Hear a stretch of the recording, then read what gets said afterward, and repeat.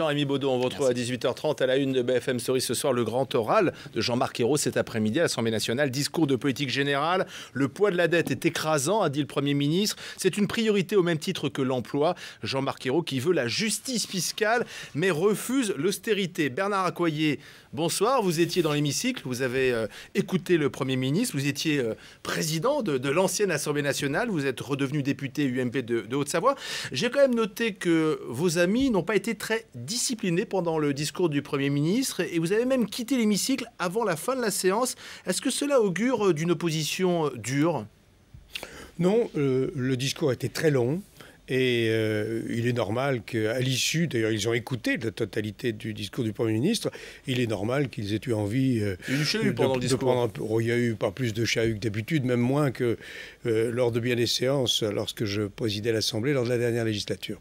Mais le discours était long. Ce discours Le discours était long, il était décevant et préoccupant. Décevant sur la forme, certes, mais préoccupant parce qu'il confirme un certain nombre d'idées qui étaient plus des thèmes de propagande de campagne, qui sont confirmés aujourd'hui comme autant d'impasses et qui, malheureusement, ont déjà été condamnés et qui ont fait l'objet de mises en garde particulièrement sévères de la part de la Commission européenne, de l'OCDE, du FMI, parce que ce sont des impasses. Il n'y a aucune économie d'argent public, seulement des impôts nouveaux, et ça n'est pas comme cela que l'on pourra redresser notre pays. Pourtant, Jean-Marc Ayrault n'a pas caché sa préoccupation par rapport au poids de la dette. Écrasant, c'est le mot qu'il a employé. Il a expliqué que la dette atteignait près de 1800 milliards d'euros, soit 90% de la richesse produite par la France chaque année. C'est une réalité, ça. C'est une réalité qui est comparable à ce qu'elle est dans les autres pays. C'est un héritage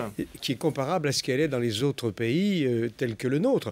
La dette a crû pendant les 5 dernières années, de façon comparable également au même pays, même un petit peu moins en France. Mais je voudrais revenir sur ce que vient de dire la Cour des comptes.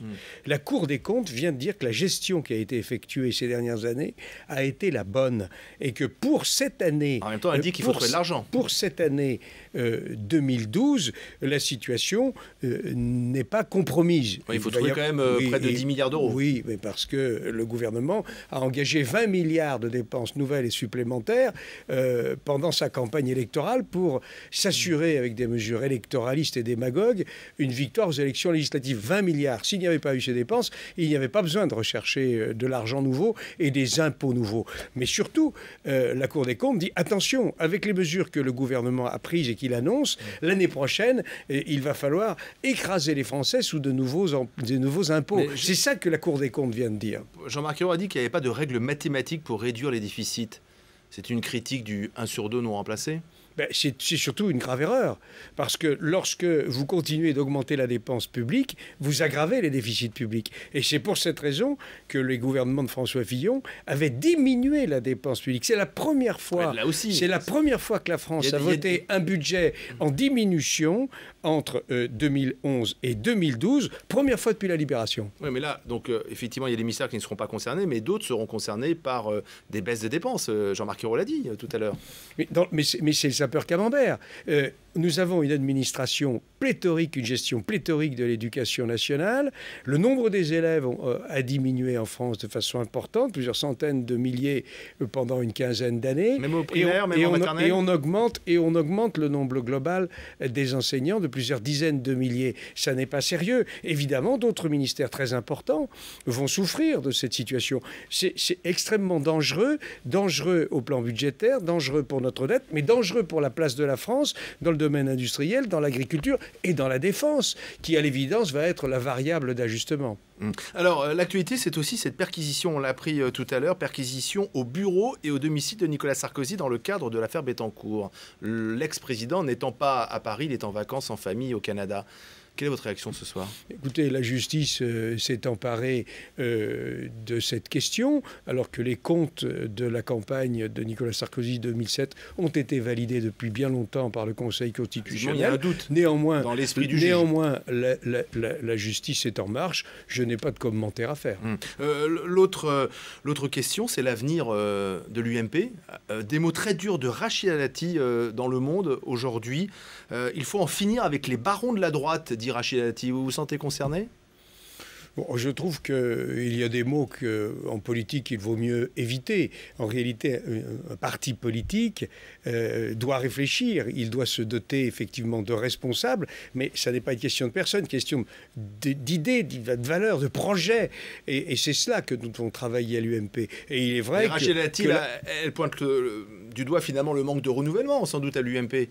Je crois que... Elle a peur que l'UMP devienne un parti d'élus, de barons, de notables.